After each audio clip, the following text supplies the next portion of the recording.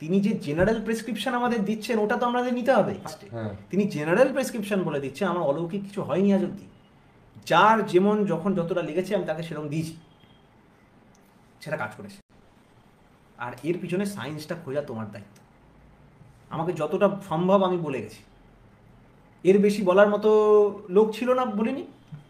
কেষ্টদা দুঃখ করতেন আমি যদি আরও বড় সায়েন্টিস্ট নিয়ে আসতে পারতাম তাহলে আপনার মুখ থেকে আরও উঁচু কথা বের করতে পারতাম।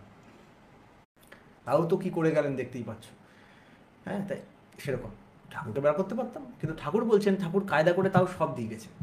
এখন তার সাধন পদ্ধতির যে বীজ দিয়ে গেছেন, তার লিটারেচার দিয়ে গেছেন, তার কিছু শিষ্য দিয়ে গেছেন। তার লিটারেচার, সাধন পদ্ধতি, শিষ্য।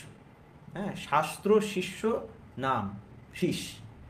শাস্ত্র, শিষ্য, নাম, এই তিনটে জিনিস দিয়েই তো সব কাঁপিয়ে দেওয়া যায়, কিন্তু সেটাকে কাল্টিভেট করতে হবে আমাদের। এইবার হচ্ছে কি, ডিস্ট্রাকশন কোথার থেকে স্টার্ট হলো? ওই যে যখন আমরা বললাম না যে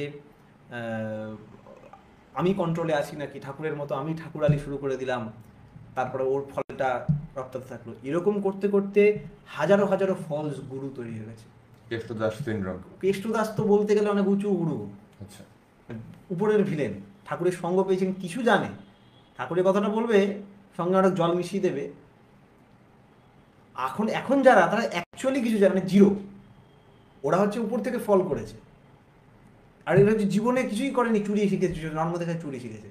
এরকম বা কয়েকটা ওয়ার্ডস জানে ম্যাক্সিমাম বই টই পড়ে, অটোবায়োগ্রাফি অফ যোগী পড়ে যোগী হয়ে গেছে সবাই।